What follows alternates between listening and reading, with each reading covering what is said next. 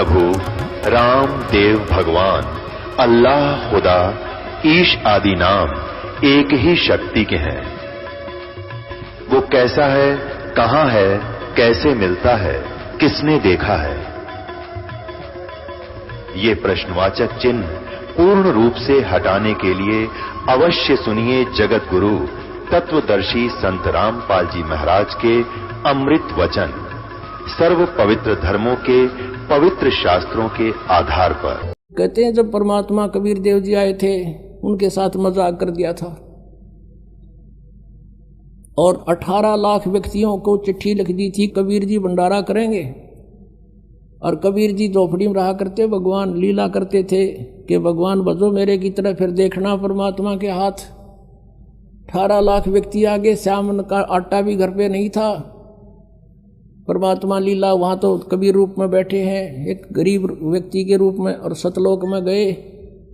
वहाँ से 9 लाख बैलों के ऊपर बना बना सारा सामान सतलोक से लेके 1 सेकंड में यहाँ आगे गर्मा गर्म और भंडारा ला दिया। 3 दिन तक 18 लाख व्यक्तियों का भंडारा छिका दिया परमात्मा ने। और चिट्ठी में लिखा था कि कबीर एक असरफी देगा सोने की, एक दोहर देगा कंबल, वो भी साथ दिए थे। यानी उनका मुंह मोड़ने के लिए जो भगवान कबीर जी को नीचा दिखाना चाहते थे। तो पुण्यात्माओं, तब कबीर जी ने कहा था, ये खाकी खंजूसपुर अनका नहीं सुमार। और दूसरा रूप केसो नाम धरका आगे थे कि व्यापारी का रूप बना के गरीब दास केसो के अनका नहीं सुमार।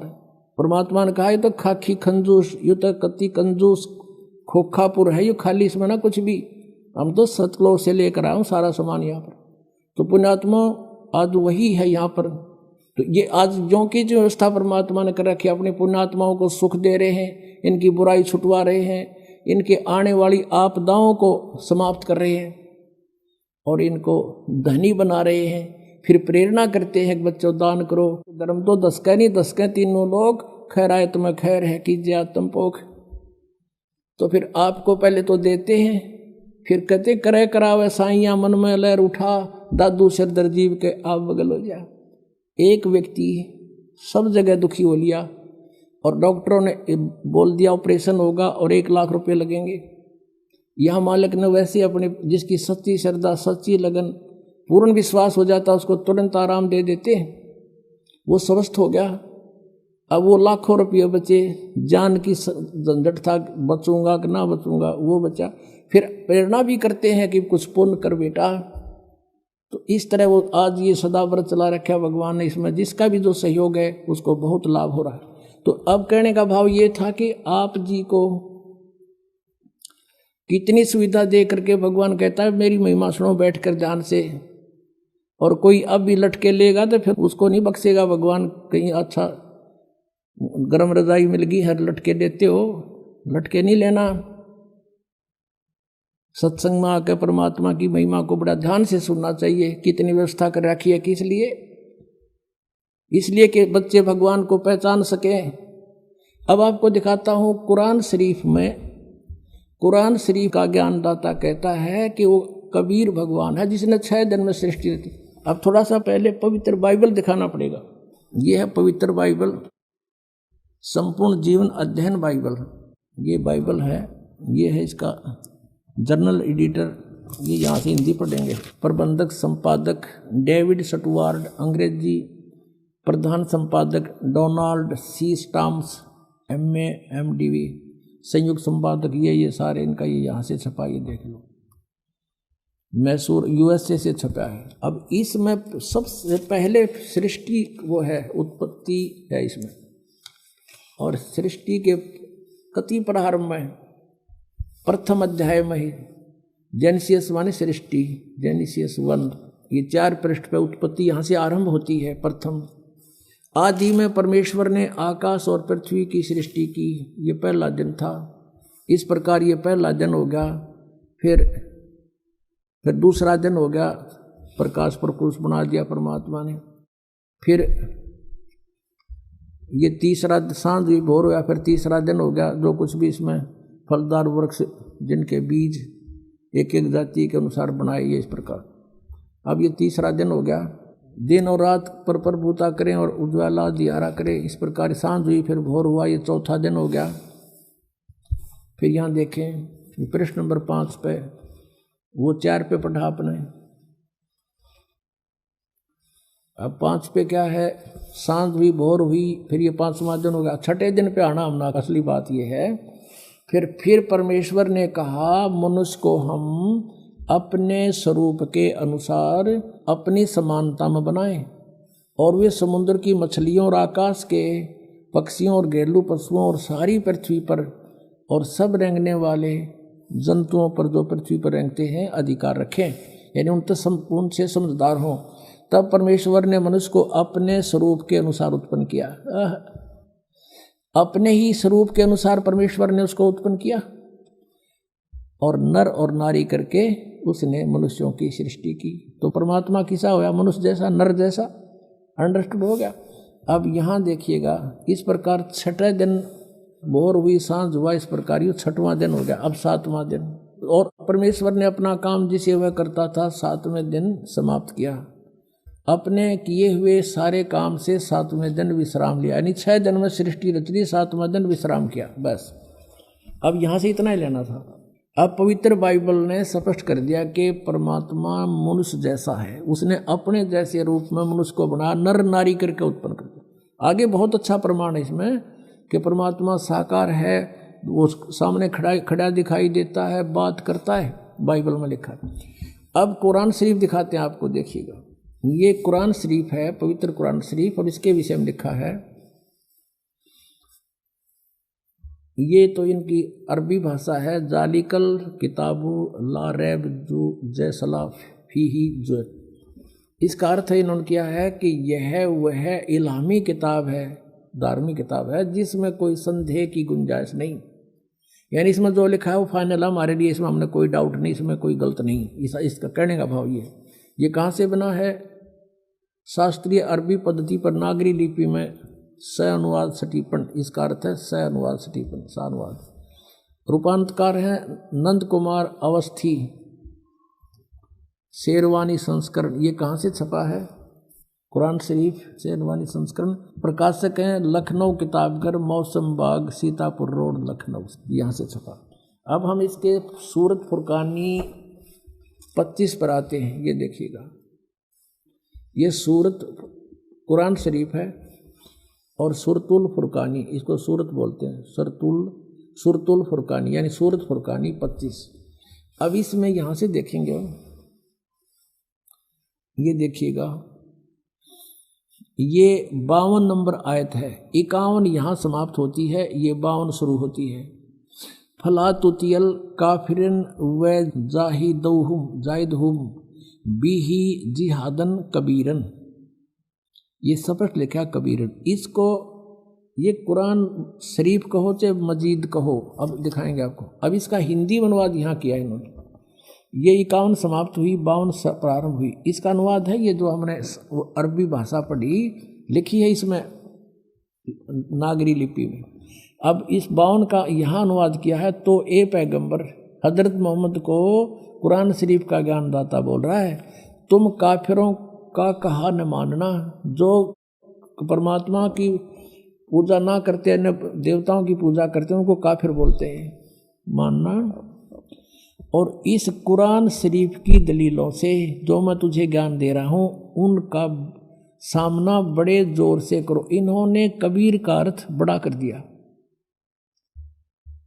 और ये लिखना था कि वो अल्लाह फला तुतियल काफिरन व जाहिदम बिही जिहादन कबीरन, कबीरन माने कबीर के लिए तू संघर्ष कर। वो तो काफिर जो है वो नहीं मानते कबीर इज गॉड, लेकिन मैं कह रहा हूँ वो कबीर है सब कुछ। अब यहाँ कबीरन कहो, कबीर कहो, खबीर कहो, खबीरा कहो, ये इसी परमात्मा का एक भाषा में भिन्नता मंत्र। अब यही नो की नो कुरान शरीफ है ना, कुरान मजीद नाम है इसी का, सिर्फ लिखने में अंतर किया है राइटर ने। अनुवाद करते समय वो कबीरन लिखो चाहे कबीरा लिखो, एक ही बात। देखिए ये कुरान मजीद है, वही की वही नो की नो, इसमें कोई अक्षर का भी अंतर नहीं है, लेकिन ये मजीद लिख दिया। अरबी मऊ अरबी मतन, यानी प्रकाशक है ऑफिस बुक डिपो 422 मटिया महल जामा मस्जिद दिल्ली 6 से। ये कुरान मजीद मुर्तजमा है मौलाना फ़तेह मोहम्मद खान साहिब जालंधरी, तसही मौलाना अब्दुल मजीद सरवर साहिब, प्रकाशक हैं Farid book depot private limited, नई दिल्ली। इतने अब इसमें सूरत फुरकानी पर आते हैं, अक्षर का भी अंतर नहीं है इसके अंदर, उतना ही है। सूरत फुरकानी 25 और पृष्ठ नंबर है इसकी, इस पर 570 है, उसमें 604 है कुरान शरीफ में। अब यहाँ आते हैं नीचे, एज इट इज, इसमें अंतर माड़ा सा भी 51 है, ये 52 शुरू होती है। फला तुतियल काफिरन ने व जिहादुम बिही जिहादन जिहादन कबीरा, कबीरा कहो, कबीरन कहो, कबीर कहो, खबीरा कहो। ये सिर्फ इसमें कबीरा लिखा, उसमें कबीरन लिखा है। अब इसको कबीर कहो, एक ही बात है, इससे तो इतना लेना। अब हम फिर कुरान शरीफ को ही लेते हैं। अब हमने ये जो पढ़ा है ये कुरान मजीद देखा था, अब कुरान शरीफ को फिर लेते हैं, इसका अनुवाद इससे देखेंगे। अब देखो कुरान शरीफ फिर लेते हैं, वो मजीद थी, ये कुरान शरीफ है और इसके अनुवादक प्रकाशक पहले हमने दिखा दिए हैं। ये सारा लखनऊ किताब घर से ये प्रकाशित है, मौसम बाग सीतापुर रोड लखनऊ से। अब हम इसके आते हैं 604 पृष्ठ पे, 604 पृष्ठ पे, और वही है इस कुरान शरीफ सूरत फुरकानी 25। नीचे आते हैं, ये 52 आयत है। फला तुतियल काफिरन जाहिदुम बिही जिहादन कबीरन, ये कबीर कहो, कबीरा कहो, कबीरन कहो, कंसेप्ट क्लियर हुआ। अब ये क्या कहता है यहाँ पर कि ए पैगंबर, कुरान शरीफ का ज्ञान देने वाला अपने पैगंबर को बोल रहा है, तुम काफिरों का कहा न मानना। वो काफिर नहीं मानते भगवान को, वो तो अन्य देवताओं की पूजा करते हैं। और इस कुरान शरीफ की दलीलों से, कुरान की दलीलों से मैं जो तुझे हिदायत दे रहा हूँ, इसके आधार से उनका सामना करना उस कबीर के लिए, जिहादन कबीरन, उस कबीर के लिए, कबीर अल्लाह के लिए संघर्ष करना, लड़ना नहीं। जिहाद का अर्थ लड़ना नहीं होता, संघर्ष करना, उनकी बातों में ना आना, सीधी सी बात है। अब देखो, अब हमने 52 का अर्थ पढ़ लिया, अब 607 पर सूरत फुरकानी 25। और ये कबीर नामक अल्लाह वही है जिसने 2 दरियाओं को मिला चलाया, एक का मीठा प्यास बुझाने वाला और एक का खारी कड़वा, और दोनों में एक आड़ और मजबूत रोक बना दी। और वही है जिसने पानी की बूंद से आदमी को पैदा किया, फिर उसको साहिबे नसीब नसब यानी किसी का बेटा या बेटी, और ससुराल वाला यानी किसी का दामाद बहू बनाया। और तुम्हारा परवरदिगार हर चीज के करने में शक्तिमान है। और काफिर अल्लाह के सिवा ऐसों को पूजते हैं, देवताओं को, जो न उनको नफा पहुंचा सकते हैं और न उनको कोई नुकसान पहुंचा सकते हैं। और काफिर तो अपने परवरदिगार से यानी कबीर से, कबीर अल्लाह से मुंह मोड़े बैठे हैं, पीठ दिए हुए हैं, मुंह मोड़े हैं। अब 56 या 55 समाप्ति। और 56 में कहा कि ए पैगंबर, हमने तुमको खुशखबरी सुनाने और सिर्फ अजाब से डराने के लिए भेजा। 57 में कहा है कि इन लोगों से कहो कि मैं तुमसे इस अल्लाह के हुक्म का पर कुछ मजदूरी नहीं मांगता, हाँ जो चाहे अपने परवरदिगार तक पहुंचने की राह इख्तियार कर ले। अब 58 में कमाल कर दिया, ए पैगंबर उस जिंदा पर भरोसा रखो, चैतन्य नहीं। कबीर परमात्मा जैसे अच्छी आत्माओं को मिलते हैं, वेदों में आपने पढ़ा, ऐसे आदरणीय धर्मदास जी को, आदरणीय गरीबदास साहिब जी को, आदरणीय नानक साहिब जी को, ऐसे ही आदरणीय मोहम्मद साहिब जी को मिले थे इस जिंदा महात्मा के रूप में। लेकिन इन्होंने इनकी बात को स्वीकार नहीं किया था। और वो कुरान शरीफ ज्ञानदाता कहता उस जिंदा पर भरोसा रखो जो कभी मरने वाला नहीं है, वो अविनाशी है, वह जिंदा महात्मा रूप में तुझे मिला था। और तारीफ के साथ उसकी पाकी बयान करते रहो, यानी गीता ज्ञानदाता किसी और अल्लाह की पाकी बयान करने को कह रहा है। और अपने बंदों के गुनाहों से वो काफ़ी खबरदार है। ये कबीर है यहाँ पर, ये 58 नंबर आयत है, यहाँ देखो 58, ये 58 है, यहाँ पढ़ेंगे। ये खबीरा लिखा है, इबादही खबीरा। अब इबादही माने पूजा के योग्य, वो कबीर है। इबादत माने पूजा, इबादही यानी पूजा के योग्य वो कबीर है। कबीर 58 यहां फिर हम आएंगे इसके। ये 58 हम पढ़ रहे हैं कि वो अपने भक्तों के वो जिंदा रूप में तुझे मिला था उस पर भरोसा रख। वो अविनाशी परमात्मा है और तारीफ के साथ उसकी पाकी बयान करते रहो। अपने बंदों के गुनाहों से वह कबीर खूब खबरदार है, यानी पाप नाश कर देता है। वो कबीर खबरदार है, कबीर लिखना था। कबीर अल्लाह अल्लाहु अकबर जानता है सब कुछ। अब 59 में कमाल कर दिया। और जिसने आसमानों और जमीन और जो कुछ भी उनके बीच में है सबको 6 दिन में पैदा किया और फिर तख्त पर जा बिराजा। वो अल्लाह बड़ा। अब इन्होंने यहाँ भी कबीर का अर्थ बड़ा कर दिया। वो अल्लाह कबीर है ये लिखना था, वो अल्लाह कबीर है। ये 59 में यहाँ देखो, ये फिर 59 आ गई। इसमें फिर खबीरन लिखा है। अरहमानू फसल भी ही खबीरन, कबीरन कहो, कबीर कहो, खबीर कहो। तो इन्होंने इसका अर्थ भी बढ़ा कर दिया। अब फिर पढ़ेंगे इस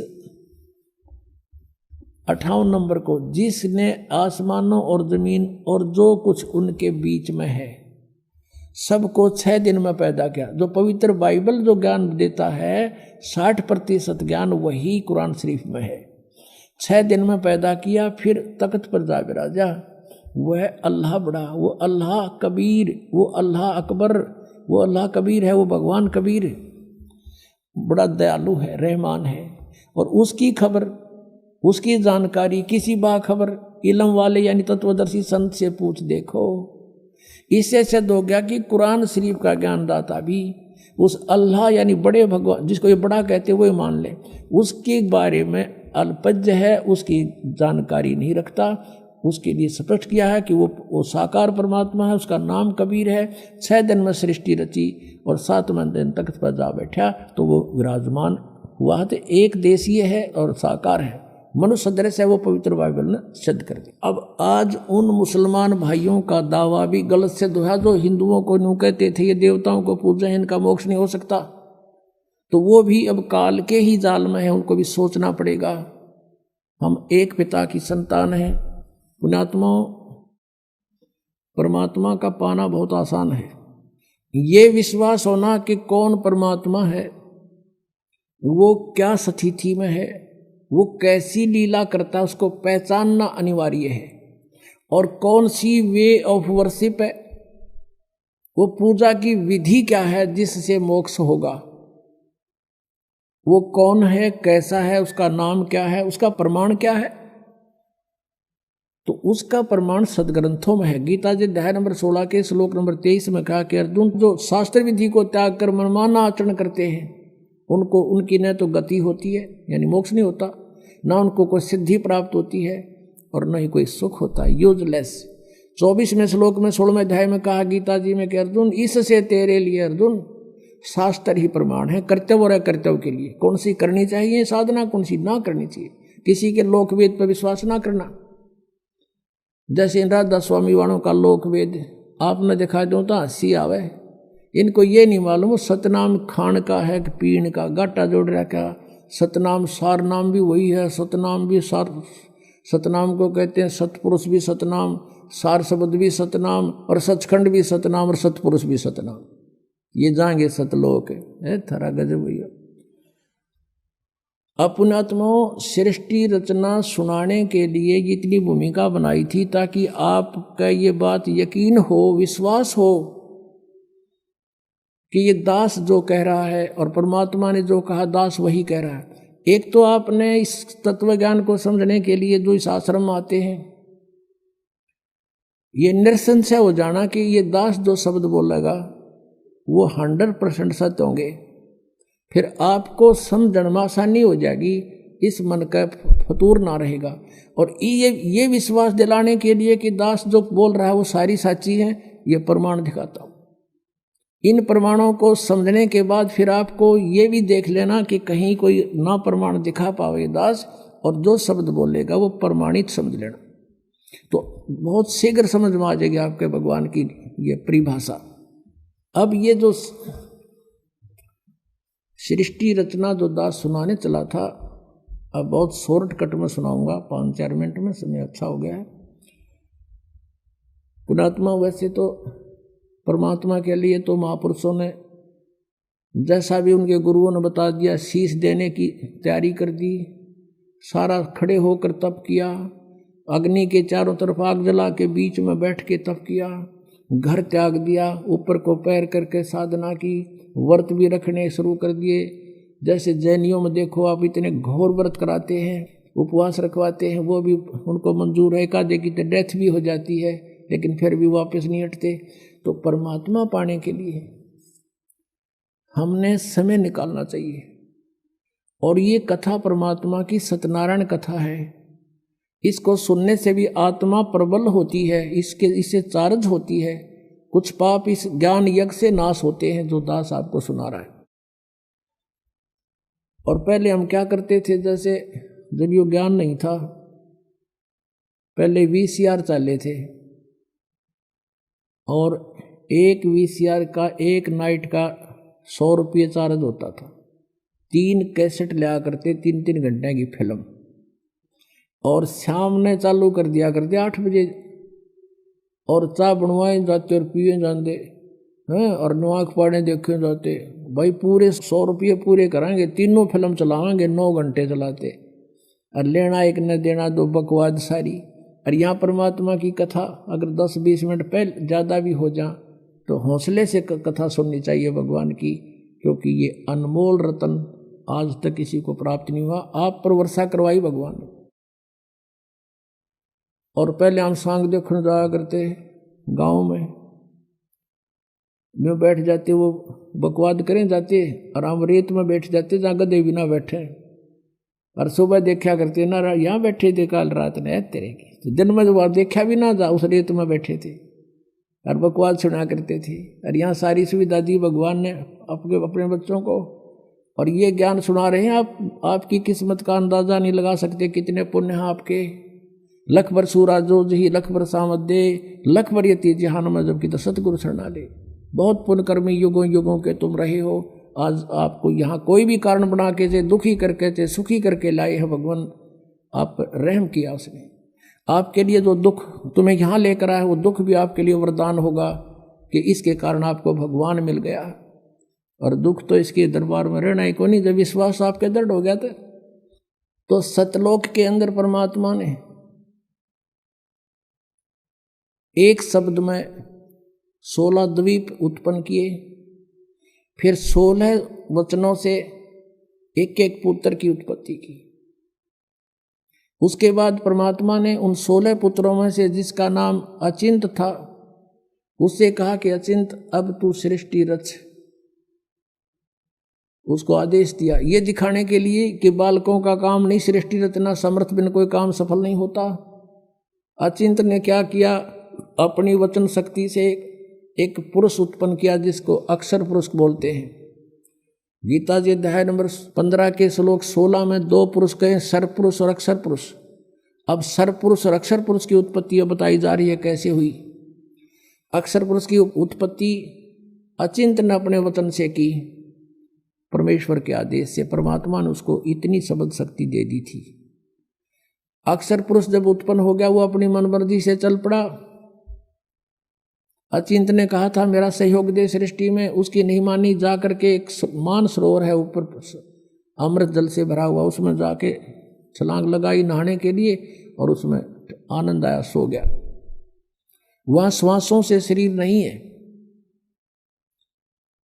अब वो सो गया था, अचिंत बैठा बैठा देखे, तब परमात्मा ने कहा कि बेटा समर्थ के बिना ये काम नहीं हो सकता, और अब तू बैठ जा आसानी से। अब वहां गए परमात्मा ने, उस सत्य पुरुष ने, कबीर देव ने क्या किया, सरोवर से उसी जल से एक सरोवर से जल लिया, अपनी शक्ति से उसको एक अंडा बना दिया, जैसे जादूगर बनाता है। उसको अंडे में एक आत्मा प्रवेश कर दी अपने वचन से। वो अंडा बहुत बड़ा था साइज में, वो गड़गड़ गड़गड़ करता हुआ नीचे को चला। उसकी अक्षर पुरुष की निंद्रा भंग होगी, अब कोई अधूरी निंद्रा में कोई जगा दे तो उसको बड़ा दुख सा होता है। इस दुख महसूस किया उसने, कोप किया और अंडे को कोप से देखा, क्रोध से। उस क्रोध से वो अंडा फट गया। उसमें से ये सरपुरुष यानी ज्योत निरंजन काल निकला एक मनुष्य रूप में। इन दोनों से कहा कि अक्षर पुरुष तुम निंद्रा में थे, आकाशवाणी की परमात्मा ने बाहर से, और तुम बाहर आओ, तुझे जगाने के लिए सब लीला की गई है, तू बाहर आओ। दोनों जने वो दोनों बाहर आ गए और उनसे कहा कि तुम अचिंत के द्वीप में रहो, तीनों एक द्वीप में। वो तीनों दोनों वो चले गए, एक अचिंत हो गया। अब कुछ दिनों के बाद ये सरपुरुष ज्योति निरंजन कहो, सरपुरुष कहो और अक्षर पुरुष कहो, चाहे परब्रह्म कहो, ये दोनों अचिंत के लोक में रहने लगे। कुछ दिनों के बाद ये सरपुरुष यानी ज्योति निरंजन कहो, इसे काल कहो, काल आगे जाके ही बनेगा। तो इस सरपुरुष ने सोचा हम तीन तो एक द्वीप में और अन्य हमारे भाई एक एक द्वीप में। उसके बाद परमात्मा ने क्या किया, हम सबकी उत्पत्ति कर दी। जितने आज हम यहाँ कीड़ी कुंजर हाथी मनुष्य राजा देव देवता जो भी हैं सभी की उत्पत्ति करके और सतलोक में सबको अलग अलग स्थान द्वीप दे दिए थे कि तुम रहो ठाठ से। तो इसको ये चिंता होगी, दुख हुआ, ईर्षा हुई कि हम तो तीनों एक लोक में, सारे सब अब अपने अलग अलग स्वतंत्र रह रहे हैं। तो इसने तप करना शुरू किया। 70 युग जब तप किया, प्रभु ने पूछा तू क्या चाहता है, परमेश्वर ने पूछा तू क्या चाहता है। इसने कहा कि हे पिता, हे परम पिता, मेरे लिए स्थान कम है, मुझे अलग से कोई स्थान दे दो। तो परमेश्वर ने इसको 21 ब्रह्मांड दे दिए। जैसे कोई धनी पिता अपने पुत्र को 21 प्लाट दे दे, अगले 21 प्लाट। वहाँ ये गया, रहने लगा। इसने देखा लेकिन वह खाली पड़ा था, इसने सोचा कुछ कंस्ट्रक्शन हो। इसने 70 युग तब फिर किया। हम कैसे फंसे यहाँ पर, इस काल के साथ कैसे आ गए यहाँ इतने गंदे लोक में। हमने वहाँ पर गलती की थी। हमारे पिता ने हमारे को सब सुविधाएं दे रखी थी, कोई असुविधा नहीं थी किसी प्रकार की भी। हम अजर अमर थे, हम सदा युवा रहते थे। हमारे परिवार थे वहाँ पर, पूरे ग्रुप के ग्रुप, परिवार के परिवार थे। सतलोक में सृष्टि है ऐसी ही है, लेकिन वहाँ के हंस आत्मा है, वहाँ मृत्यु नहीं होती, बुढ़ापा नहीं होता, सदाबहार वृक्ष रहते हैं, कोई राग द्वेष नहीं, कोई भाई बंटवारा नहीं। और ये राधा स्वामी वाले जितने भी हैं सब कहते हैं सतलोक में तो प्रकाश ही प्रकाश है। वहाँ आत्मा परमात्मा में ऐसे मिल जाती है जैसे बूंद समुद्र में। अरे कोई डूब का मरना, वहाँ पर ढूंढ रहे हैं भगवान को, परमात्मा को तलाश करें, उसके दर्शन करेंगे, बैठेंगे, बतलावाएंगे, अपना दुख रोवाएंगे, हैं देख देख कर खुश होवाएंगे। इनको भगवान निराकार है, प्रकाश ही प्रकाश है और आत्मा उसमें ऐसे मिल जाती है जैसे बूंद समुद्र में। ये तो एक डूब का मरने वाली बात होगी। है किसी में मत चलो, कहोगे चलो समुद्र में डूब मरो, भगवान मिलेगा, लो अभी ना जाओ। तो ये मूर्ख बना रखे हमने, उन नहीं पता है ना सतलोक का बेरा। इन जाने वालों ने पता है उड़ा जाना उड़ा कुछ है को नहीं है। तो बात बात वो बनाओ, सुन लेते हैं श्रद्धालु। तो वहाँ पर सृष्टि है, एज इट इज है, भगवान मनुष्य दृश्य है। उसके एक रोमकूप में करोड़ सूर्य मिला दे, करोड़ चंद्रमा, इतनी रोशनी उस मालिक के वहाँ के रूप में। वहाँ से वो हल्के तेज पुंज का रूप बनाकर सरल करके यहाँ आता है। वेद भी बता रहे हैं और ये 600 साल पहले परमात्मा ने अपनी महिमा आप बता रखी है कबीर वाणी में। तो वहाँ से वो परमात्मा ने आके खुद बता। तो हम अपने भगवान को छोड़ के, जिसने हमारे को सारा सुख दे रखा था, हम इस पर आसक्त हो गए। यूँ खड़ा होगा तब कर रहा था और यूँ देखो देखो हो कितने इतना वर्ष खड़ा रहा, हो बड़ा कमाल कर दिया। अब हमारे ये बीमारी वहाँ से लगी थी बुराई। जैसे अब है एक हीरो या हीरोइन, अभिनेता अभिनेत्री, अपने पेट के लिए नाचा कूदी, उछलम कूदम, मेकअप करते और हम उन पर आसक्त होते हैं। यहाँ एक बरुवाला में या हिसार में कोई एक्टर आ जा, नेता अभिनेता आ जाए और देखो नौजवान लड़के और लड़कियों की लाइन लग जाएगी, हजारों की संख्या में इकट्ठे हो जाएंगे और दूर तो देखेंगे वो खड़ा वो खड़ी, सारे दिन धक्के खा के नो के नो आ जाएंगे। बताओ वो खड़े तर वो खड़ी तो उन्हें क्या मिल गया। वो अपने पेट के लिए भटक रहे हैं और हम उनको देख कर आसक्त हो रहे हैं और कहते हैं मेरा फेवरेट वो है, ये हीरो फेवरेट। इन फेवरेट न मार दिया हम, यू हमारा फेवरेट हीरो हो गया वहां पर सतलोक में। और परमात्मा ने आकाशवाणी की कि बच्चों तुम इसने ना देखो, मस्त रहो, भक्ति करो, चैन से रहो, इसका कर्म ठीक नहीं है। ये परमात्मा ने इसको भी मना किया था, पर इसने ये माना नहीं। और हमें भी मना किया था कि इसकी तरफ ना ध्यान दो, तुम मस्त रहो, लेकिन हम ऊपर से तो सावधान हो गए, पर अंदर से कसक नहीं गई, इसके प्रति कति फिट हो गया, आकर्षित हो गए, अंदर से कसक बन गई जबरदस्त। वो तो अंतर्यामी सारी जानते हैं। जब इसने दूसरी बार तप किया तब पूछा भी क्या मांगता है तू, 70 युग तप किया। तब इसने कहा प्रभु मुझे कुछ कंस्ट्रक्शन सामग्री दे दो ताकि मैं कुछ रचना रचूं। परमात्मा ने 5 तत्व और 3 गुण दे दिए कि ले बेटा खेल खिलौनों से। इसने सोचा भी ये भी बना लूंगा, लेकिन जीव नहीं है तो मैं करूंगा क्या, मुझे आत्मा भी चाहिए कि लेगा दिल नहीं लगे। तब इसने 64 युग तब फिर किया। तब प्रभु ने पूछा क्या मांगता है, बोल, तूने जो मांगा मैंने सब दे दिया। तब इसने कहा कि मुझे कुछ जीव दे दो, आत्मा दे दो प्रभु। अब परमेश्वर ने कहा कि भाई ये आत्मा नहीं दे सकता तुझे किसी भी सूरत में, हाँ तुझे और प्लाट चाहिए और दे दूंगा ब्रह्मांड, 5, 7, 10 चाहिए, ये नहीं दे सकता क्योंकि ये मेरी आत्मा है, मेरे वचन से उत्पन्न हुई है, मेरी हृदय है, ये मेरी आत्मा है, ये नहीं दे सकता। लेकिन एक शर्त है, यदि कोई स्वयं तेरी स्वेच्छा से जाना चाहता है तो जा सकता है, जा पूछ ले। तो हमारे पास आया, जितने हम यहाँ फंसे हुए हैं, हमसे पूछा क्या मेरे साथ तुम चलोगे, अलग से मैंने तप करके अलग से राज्य प्राप्त किया है, वहाँ ऐसे रहेंगे, ऐसे देव बनाऊंगा, महादेव बनाऊंगा, हैं दूधों की नदी बहाऊंगा। अब वहाँ कोई कमी थी हमने, लेकिन बुद्धि भ्रष्ट होगी। हम बोले ठीक है पिताजी आज्ञा दे देंगे तो हम चल पड़ेंगे।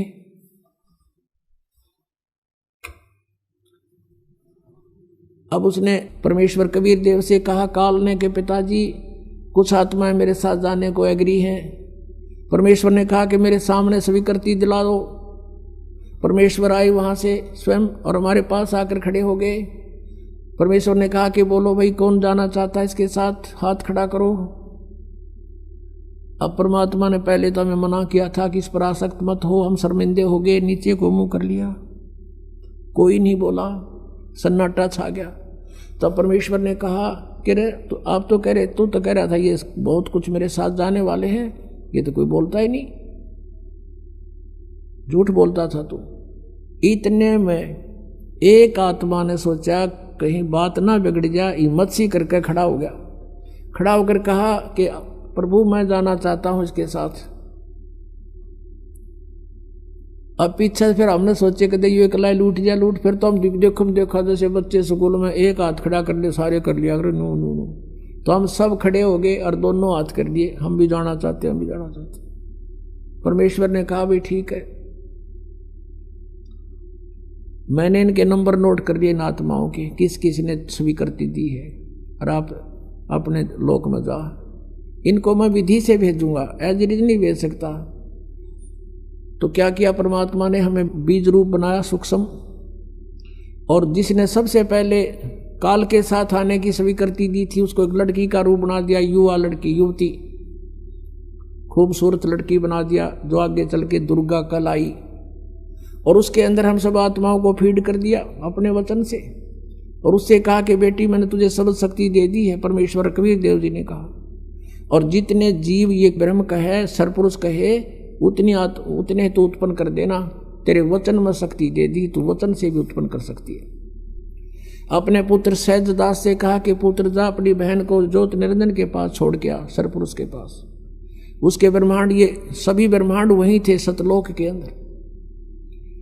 ये वहां खड़ा था, सहजदास उस लड़की को लेकर गया, प्रकृति को, दुर्गा को,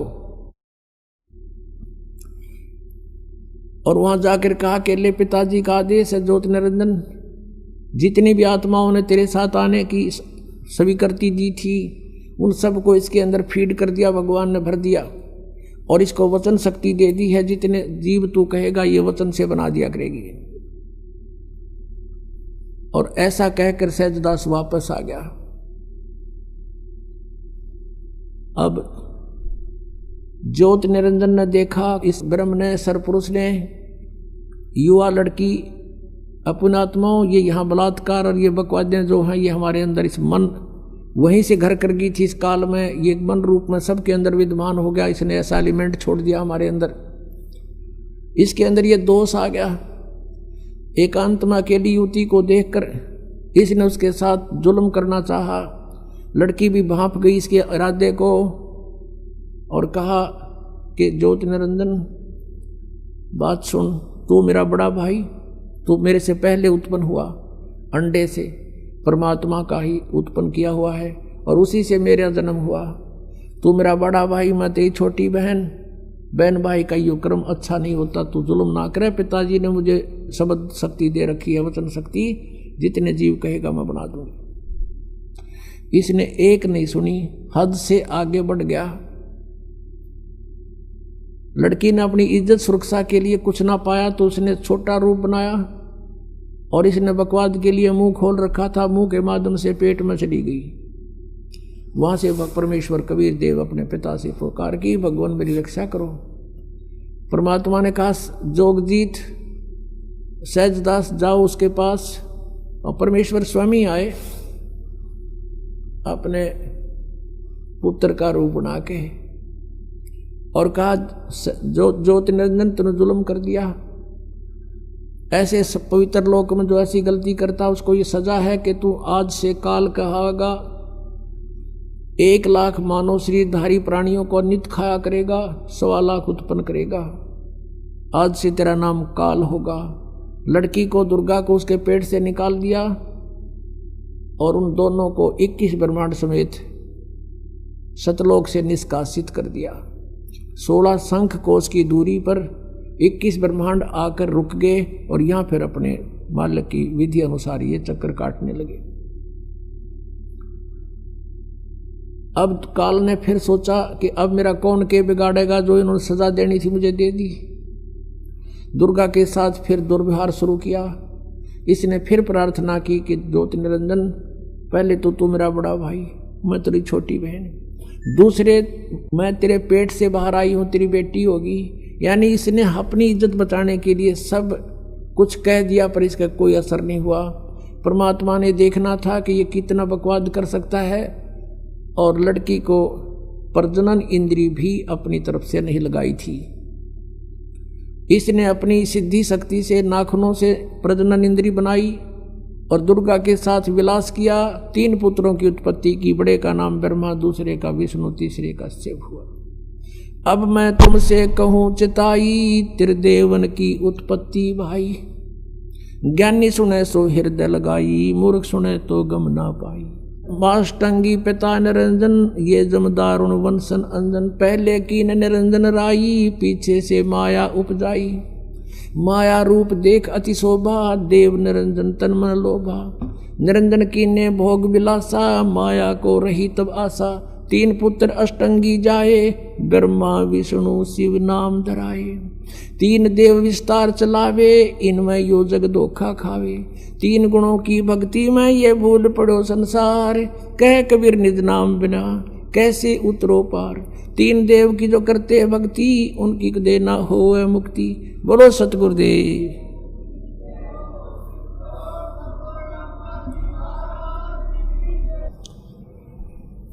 परम पिता परमात्मा पूर्ण ब्रह्म सर्व सृष्टि रचनहार कबीर देव कबीर साहिब, ये हम सभी आत्माओं के पिता हैं, हमारे जनक हैं, ये हमारे हितैषी हैं, हमदर्द हैं।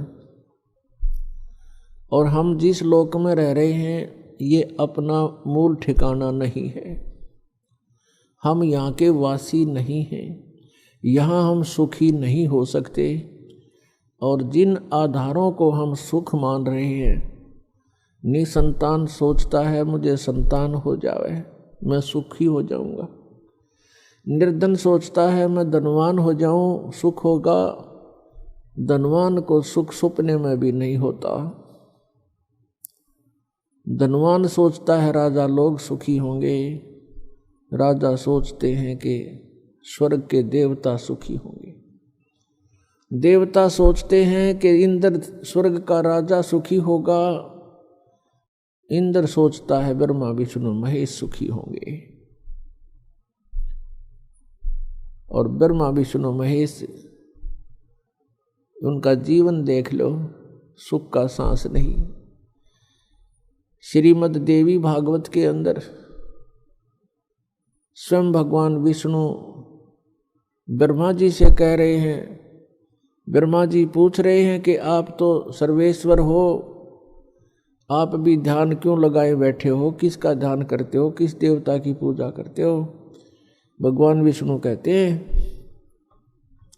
मैं दुर्गा का ध्यान करता हूँ, देवी का, शक्ति का, और मेरे विचार में, मेरे जानकारी में इससे बड़ी कोई शक्ति नहीं, इससे बड़ा कोई प्रभु, कोई देव नहीं। और मैं अधिकतर तप करता रहता हूँ, तप करने से फुर्सत मिलती है तो मैं फिर ज़्यादातर राक्षसों को मारने के लिए युद्ध करता रहता हूँ। थोड़ा बहुत सौभाग्य मिलता है, कुछ समय मिलता है, कुछ देर लक्ष्मी के पास रह पाता हूँ। इससे सिद्ध है कि ब्रह्मा विष्णु महेश सुखी नहीं। तो पुण्यात्माओं, आप यहाँ सुख की चाह करते हो, ये भूल पड़ी है आपके। परमात्मा कहते हैं तन दर सुखिया कोई न देखा, जो देखा सो दुखिया हो। उदय अस्त की बात करते हैं, मन सबका किया विवेक का हो, सबका किया विवेक का हो। तन दर सुखिया कोई न देखा, जो देखा सो दुखिया हो। उदय अस्त की बात करते हैं, मन सबका किया विवेक का हो, सबका किया विवेक का हो। भाई घाटे बाधे सब जग दुखिया, के गृहस्थी बैरागी हो। घाटे बाधे सब जग दुखिया, के गृहस्थी बैरागी हो।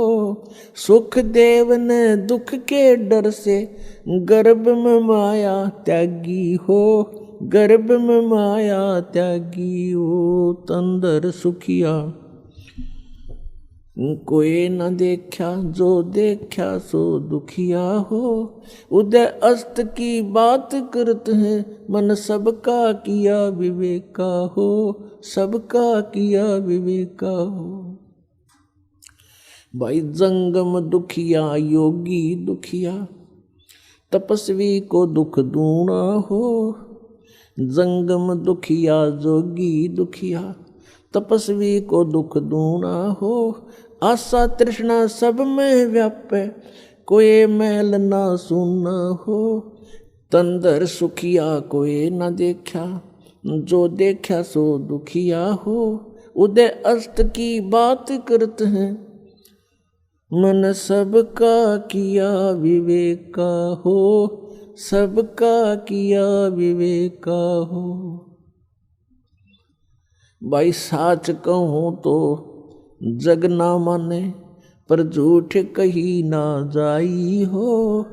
साच कहूँ तो जग ना माने, पर झूठ कही ना जाई हो। ये ब्रह्मा विष्णु शिव जी दुखिया, जिन ये राह चलाई हो, जिन ये राह चलाई हो।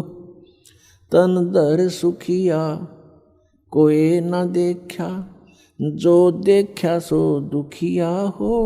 उदय अस्त की बात करते हैं, मन सबका किया विवेक का हो,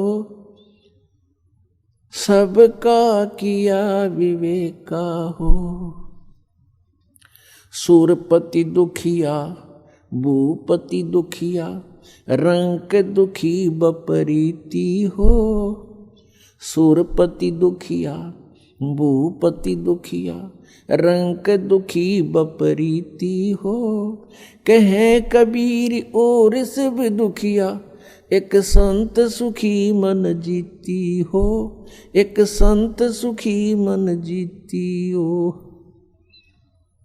तंदर सुखिया कोई न देखा, जो देखा सो दुखिया हो, उदय अस्त की बात करते हैं, मन सबका किया विवेक का हो, सबका किया विवेक का हो। सुरपति दुखिया भूपति दुखिया, रंक दुखी बपरीति हो, सुरपति दुखिया भूपति दुखिया, रंक दुखी बपरीति हो। कहे कबीर और सब दुखिया, एक संत सुखी मन जीती हो, संत सुखी मन जीती हो। तन धर सुखिया कोई न देखा, जो देखा सो दुखिया हो, उदय अस्त की बात करते हैं, मन सबका किया विवेक का हो, सबका किया विवेक का हो। परमात्मा हमें याद दिलाते हैं कि पुण्यात्माओं, तुम काल के जाल में फंसे हुए हो और जिस सुख को तुम छोड़ आए हो सतलोक में, उसको तुम यहां खोज रहे हो। जो सुख आपको अपने घरों में होता है, उस फैसिलिटी को आप जेल में चाह रहे हो, वो कभी नहीं हो सकती। तो ये 21 ब्रह्मांड जेल है काल की। 21 ब्रह्मांड ये काल की कैद है, इसमें हम बंद हैं, कर्मों का दंड हम भोग रहे हैं और संस्कारों के बंधन से, रस्से से, बेड़ियों से हमें बांध रखा है और इस जेल में हम सुख ढूंढ रहे हैं। ये हमारी अज्ञानता और भोलापन है।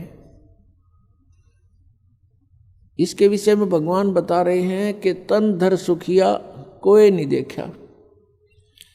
हमने, परमात्मा कहते हैं, इसकी 21 ब्रह्मांड में दौरा कर लिया, कोई भी जीव सुखी नहीं पाया हमने।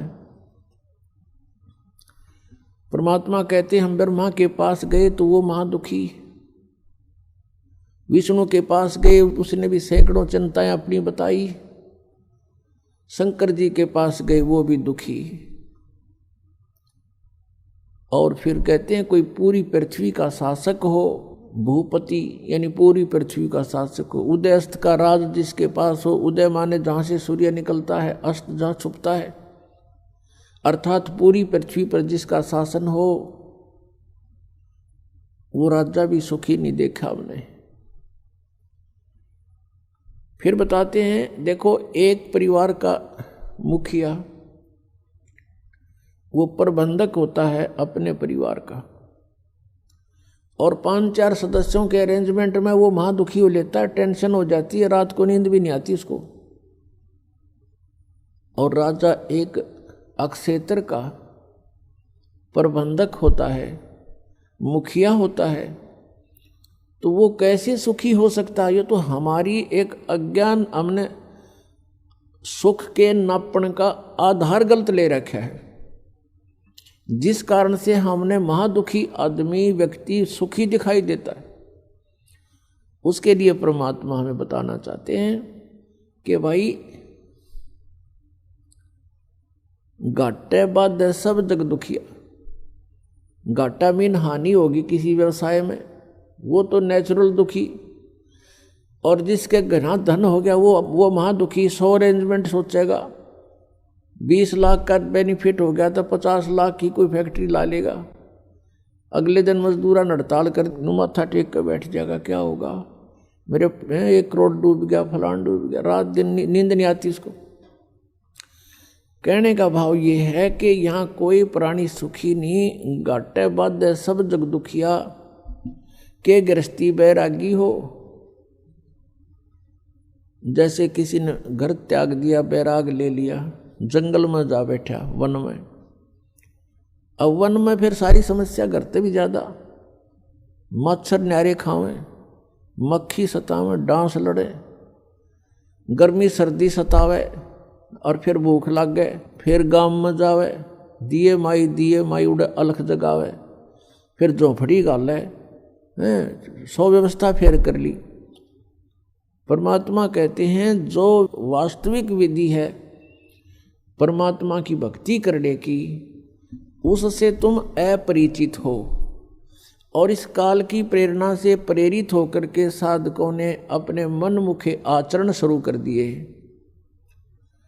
कोई व्रत रखता है, कोई झरनों में बैठकर जलधारा लेता है, कोई 5 धूने लगाकर अग्नि जलाकर बीच में बैठकर ढोंग करता है, कोई ऊपर बैठकर ऊंचे से स्थान पर जहाँ से सबको दिखाई दे इसे स्थान पर चिमटा गाड़ के उड़ा बैठ जाएगा आसन पद्म लगा के कि बड़ा साधक है, और जनता दूर से देखेगी महात्मा तपस्या कर रहा है। फिर वहाँ जनता की लाइन लग जाएगी, दर्शनार्थ चढ़ावा चढ़ाने लग जाएंगे, दान करने लग जाएंगे। तो ये जो साधनाएं हैं ये शास्त्र विधि त्याग का मनमाना आचरण है। श्रीमद् भगवत गीता अध्याय नंबर 16 के श्लोक नंबर 23-24 में निर्णय दे दिया कि शास्त्र विधि को त्याग कर जो मनमाना आचरण करते हैं उनकी न तो गति होती है, गति मीन मोक्ष, और न उनको कोई सुख होता है, और न ही कोई सिद्धि प्राप्त होती है, अर्थात व्यर्थ, यूजलेस। फिर गीता जी अध्याय नंबर 16 के श्लोक 24 में कहा है कि इससे तेरे लिए अर्जुन कर्तव्य और अकर्तव्य की व्यवस्था में है, कौन से कर्म करण योग्य हैं, कौन सी क्रियाएं ना करनी चाहिए, उनका निर्णय सदग्रंथ ही प्रमाण है, नथिंग एल्स। सदग्रंथ कौन कौन से हैं पुण्यात्माओं? पवित्र 5 वेद। आप जी ने केवल 4 वेद सुने हैं, ऋग्वेद, यजुर्वेद, सामवेद और अथर्ववेद। एक 5वां वेद है जो इन 4 वेदों की मां है, उसको सूक्ष्म वेद बोलते हैं, सूक्ष्म वेद संत भाषा में, और उसको तत्व वेद भी कहते हैं, तत्व ज्ञान भी कहते हैं। उसको सच्चिदानंद घन ब्रह्म की वाणी भी कहते हैं, जैसे श्रीमद् भगवत गीता अध्याय नंबर 4 के श्लोक नंबर 32 में कहा है कि अर्जुन, जिन यज्ञों की, यज्ञ का अर्थ होता धार्मिक अनुष्ठान साधनाएं, जिन यज्ञों का धार्मिक अनुष्ठानों की जानकारी विवरण 4 अध्याय के 25 से लेकर 30 तक दिया है,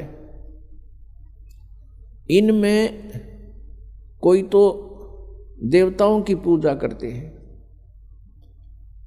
और कोई केवल योग अभ्यास करते हैं, आसन करते हैं, और कोई प्राणायाम जैसे श्वास बाहर जाता है उस पर ध्यान रखे, अंदर जाता है उस पर ध्यान रखे, बस कोई जाप नहीं करना। इसको पान अपान की क्रिया बोलते हैं।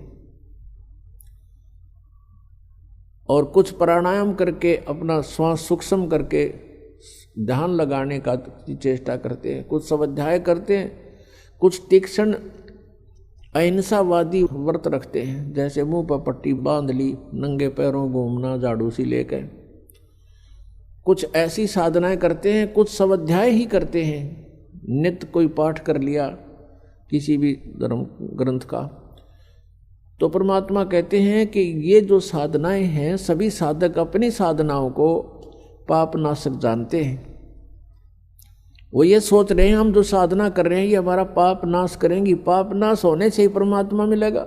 फिर बताया है 4 अध्याय के 32वें श्लोक में गीता जी में कि इस प्रकार की धार्मिक अनुष्ठानों की जानकारी विस्तार के साथ ब्रह्मण मुखे यानी सच्चिदानंद घन ब्रह्म की वाणी में, यहाँ 4 अध्याय के 32वें श्लोक में अनुवादकर्ताओं ने अनर्थ किया है, शब्दों के अर्थ ठीक नहीं किए। ब्रह्मणे मुखे का अर्थ इन्होंने किया है वेद की वाणी। ब्रह्म का अर्थ वेद नहीं होता, ब्रह्म का अर्थ प्रभु होता है, परमात्मा होता है,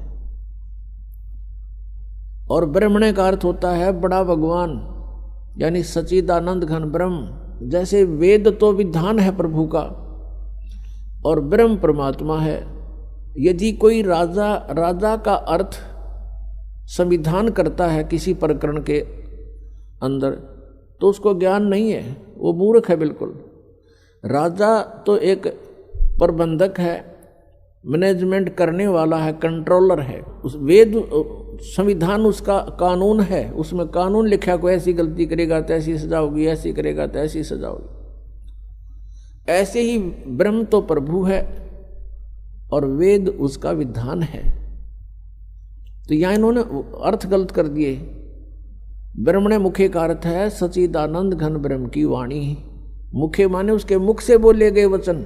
उस कबीर वाणी में, उस सूक्ष्म वेद में बहुत विस्तार के साथ लिखे हैं। और उस ज्ञान को चौथे अध्याय के 34वें श्लोक में कहा कि वो तत्व ज्ञान है। उस तत्व ज्ञान को तू तत्वदर्शी संतों के पास जाकर समझ। इससे सिद्ध है कि गीता ज्ञानदाता भी उस सूक्ष्म वेद से परिचित नहीं है। तो इससे यह भी सिद्ध हुआ कि सूक्ष्म वेद की जानकारी श्रीमद् भगवद गीता में नहीं है। ऐसे ही पवित्र चारों वेदों का वक्ता ब्रह्म कहा जाता है। ब्रह्म यही ज्योति निरंजन जो जिसने गीता बोली श्री कृष्ण जी में प्रवेश करके। ऐसे ही उसने वेदों को परमात्मा की दया से उसने एकदम बाहर निकाले थे, फिर उनको स्वयं पढ़ा, फिर स्वयं पढ़ करके उसको अन्य ऋषियों को अंदर प्रवेश करके उसने ये ज्ञान बोला।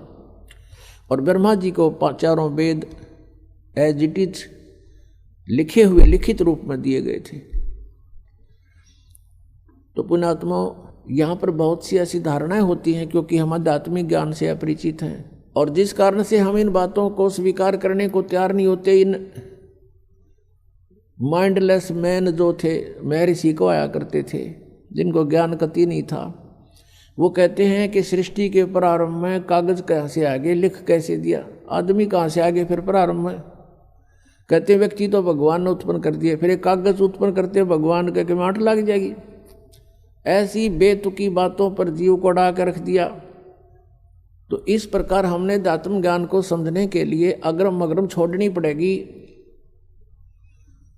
हमारे अंदर ये भावना आ जानी चाहिए भगवान जो चाहे सो कर सकता है। एक वचन में सब ब्रह्मांडों की रचना कर सकता है, एक सेकंड के अंदर सबका विनाश करके इनको तय करके रख सकता है, और दूसरी सेकंड में एज इट इज कर सकता है। जैसे आप बैठे हो एज इट इज न्यू का न्यू वहीं से शुरू करवा दे आपके जीवन को। इसका नाम समर्थ शक्ति परमात्मा कबीर देव है। मौला थल से जल करे और जल से थल कर देत, हे साहेब तेरी साहेबी अब श्याम को हुक सवेत। परमात्मा सब कुछ कर सकते हैं। जब तक आपके मन में ये खरपतवार भरा पड़ा है, खुरापात भरे हैं, ऐसा नहीं हो सकता वैसा नहीं हो सकता, तो आप इस अध्यात्म ज्ञान को नहीं समझ सकते, फिर आपका प्रयत्न व्यर्थ होगा। पुण्यात्माओं, श्रद्धालु की श्रद्धा ब्लाइंड होती है, वो ब्लाइंड फेथ करता है और ऐसे ही करना चाहिए। लेकिन उस श्रद्धालुओं की श्रद्धा का, उस स्वभाव का जो एक श्रद्धालु के अंदर होता है, वो ब्लाइंड फेथ करता है अपने गुरुओं पर, ऋषियों पर, जो वो बताते हैं, टीचर्स पर, जो टीचर होते हैं आध्यात्मिक टीचर। और उन्होंने श्रद्धालुओं ने इन अज्ञानियों को महर्षि मंडलेश्वर और परम धड़ी मान लिया, सतगुरु समझकर उन पर विश्वास कर लिया, उन्हें जो वचन कहे धार लिए, शिरोधार्य कर लिए। वो दुरुपयोग किया उन्होंने। अभी तक मूर्ख बना रहे हैं, उनको खुद ज्ञान नहीं, श्रद्धालु उनके पीछे लगे हुए हैं।